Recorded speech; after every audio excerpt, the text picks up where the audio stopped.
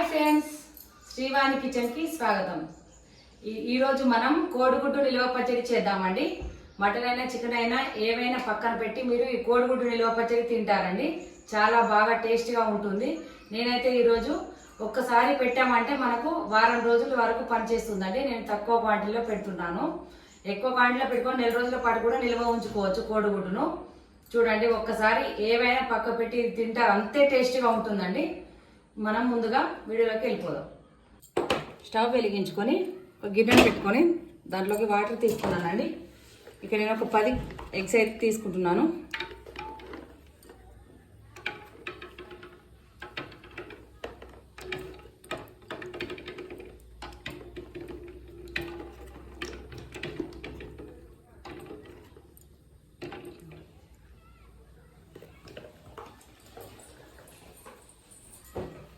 కొంచెం సాల్ట్ వేసి ఉడకబెట్టుకోవాలండి.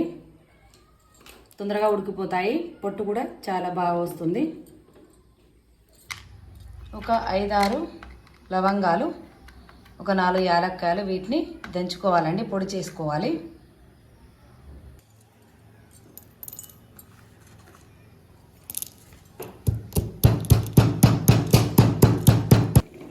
ఇవన్నీ కోడిగుడ్లు ఉడికిపోయినాయి, దించుకుందామండి మనం.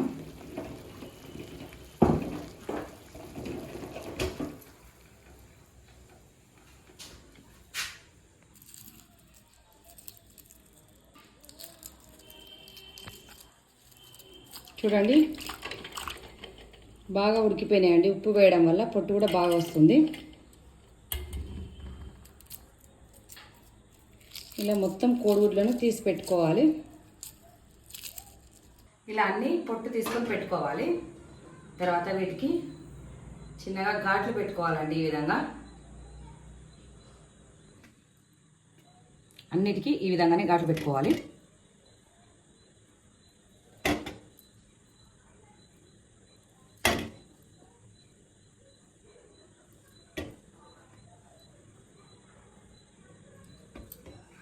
ఇలా ఘాట్లు పెట్టుకుంటే రసం లోపల వైపుకి వెళ్తుందండి, చాలా టేస్ట్గా ఉంటాయి.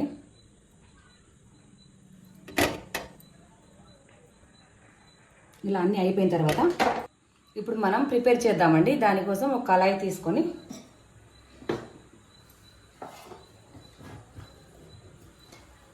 దాంట్లోకి సరిపడినంత ఆయిల్ వేసుకోవాలి.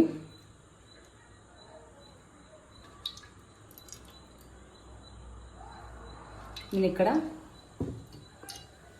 ఈ స్పూన్ తోటి 3 స్పూన్లు తీసుకున్నాను. వేడైందండి కొంచెం. ఇప్పుడు ఒకదాని తర్వాత ఒకటి వేసుకొని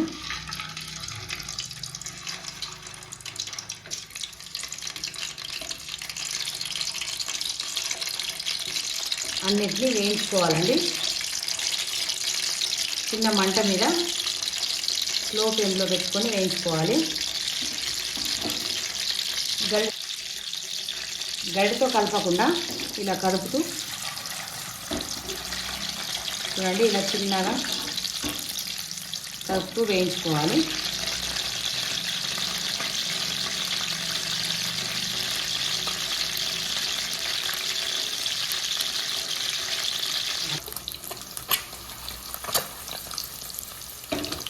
ఇలా చిన్నగా వేగితే సరిపోతుందండి. వీటిని తీసుకుందాం.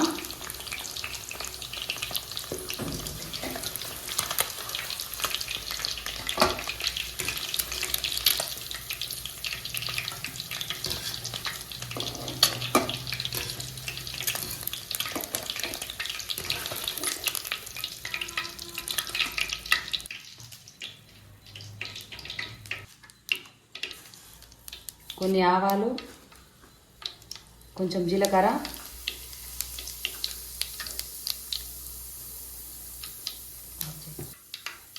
ఎండుమిర్చి,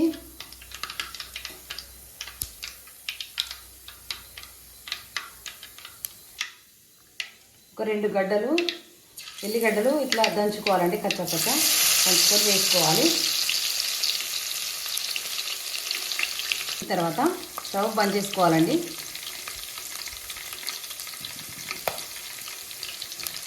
ఇలా అయితే సరిపోతుంది. ఇప్పుడు ఆఫ్ చేద్దాం.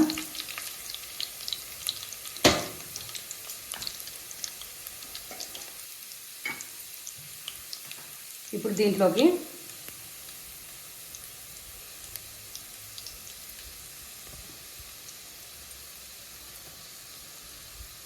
ఒక 4 స్పూన్లు కారం. మాకైతే కొంచెం స్పైసీగానే ఉండాలండి.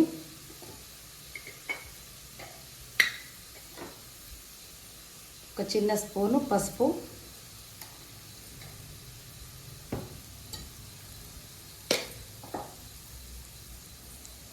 కొంచెం మెంతిపిండి, ఉప్పు ఒక 2 స్పూన్లు, ధనియాల పొడి 2 స్పూన్లు,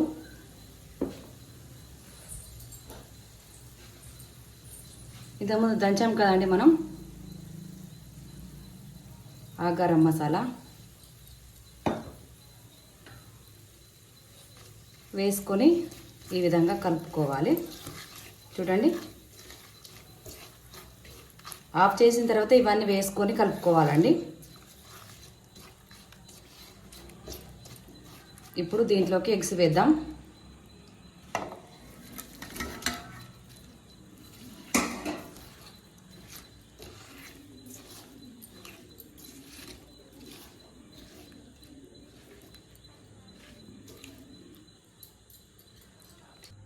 దీంట్లోకి నిమ్మకాయ వేస్తున్నాను నేనైతే.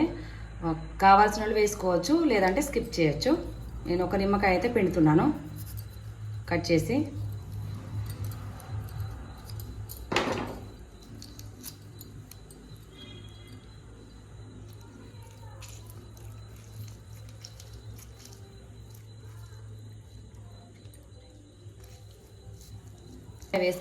నిమ్మకాయ వేసుకొని కలుపుకుంటే ఎగ్ నిలువ పచ్చడి రెడీ అయిపోయినట్టే.